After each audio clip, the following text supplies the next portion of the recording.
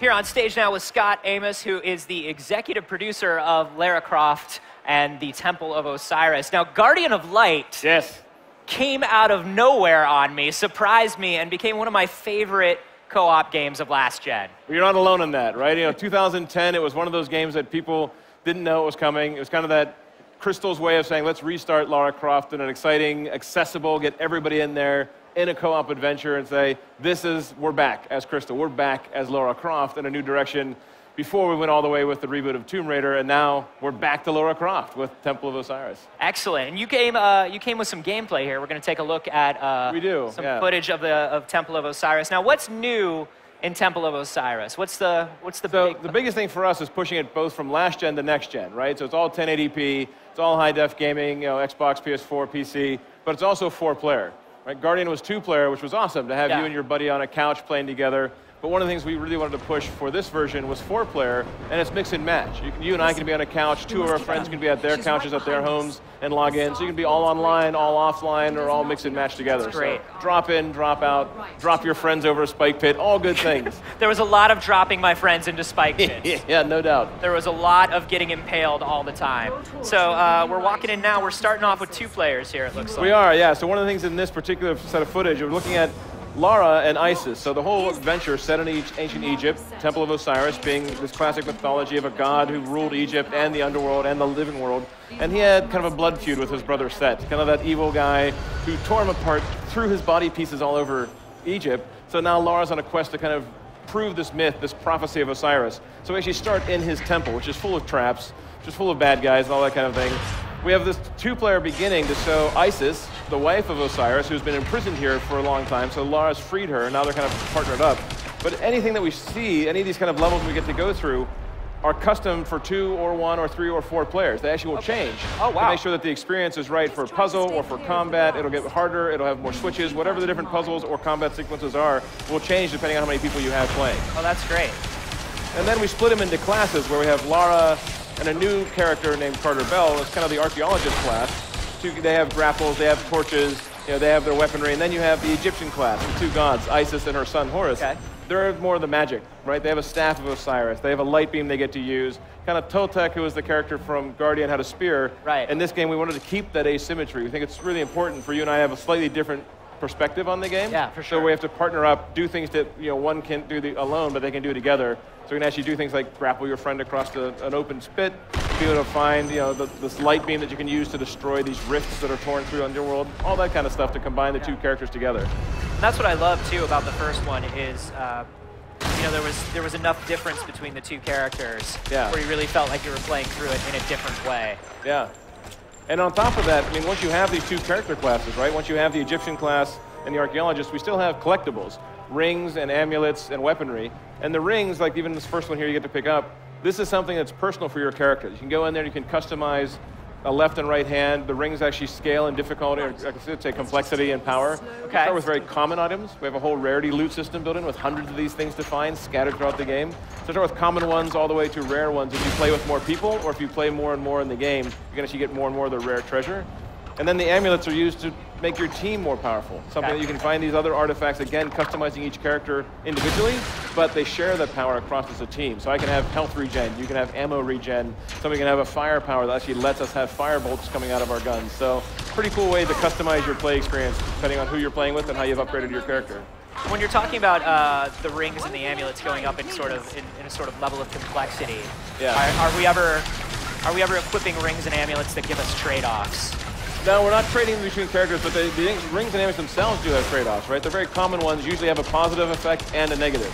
Like it might increase your power shot, but it might decrease the size of your bomb radius. Or it might be something that weakens your overall health, but it gives you more ammo. So there's some interesting power trade-offs, which is why you want to get the best, right? The very common ones generally have a plus and a minus, whereas the more rare ones generally are all positives.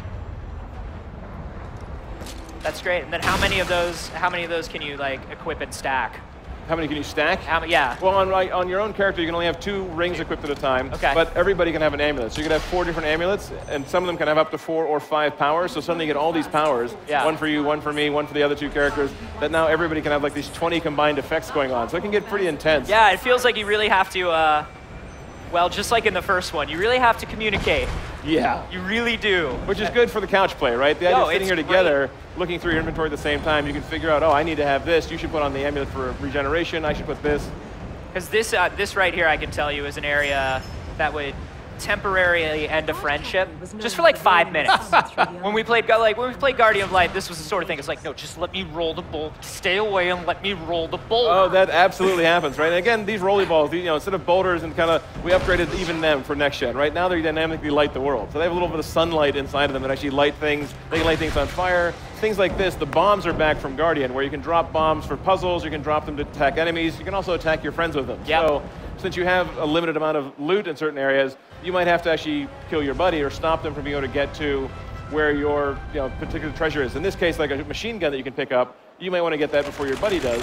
So you drop a bomb, they try and get there, you blow them up so you can get past them while they're on the ground picking themselves back up. It's amazing how the best co-op games really switch between co-op and competitive. It is that kind of co-opetition, right? It's the idea that we're definitely together on one adventure, going through this entire story, trying to solve this mystery of Osiris, but we're still competing. You still all have a score. You can even see on the display, the HUD display there, that you have a multiplier. So as your character's power meter gets up there, you're actually getting a multiplier on everything you accumulate. So all the gemstones you get, which you buy your gear with, all the points that you get, because you still have a challenge between who gets first, second, third, or fourth place through the tomb, and then you actually use those as challenge unlocks for other quests, or even things like this.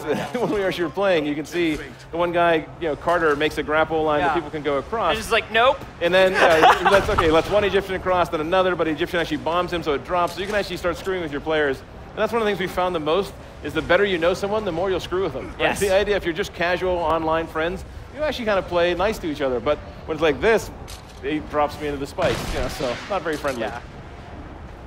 Yeah, there were a lot of, I'm sure there will be a lot of multiplier ending moments that I'll need to get revenge for. Oh, there are, for sure. And you can even see like these guys right now, talking about the amulets and power-ups, you can actually see their hands are glowing right now. It's one of the amulet effects that lets them all have fire.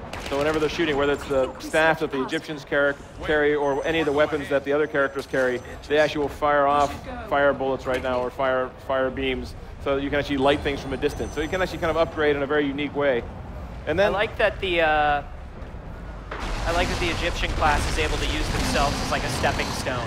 Yeah, exactly. Yeah, so that's something like Kotek had a shield that you can hold up back in Guardian, but the Egyptians have a magic shield they can put on. And then this thing is actually from ancient Egyptian mythology. It's called Amet. It's actually a she.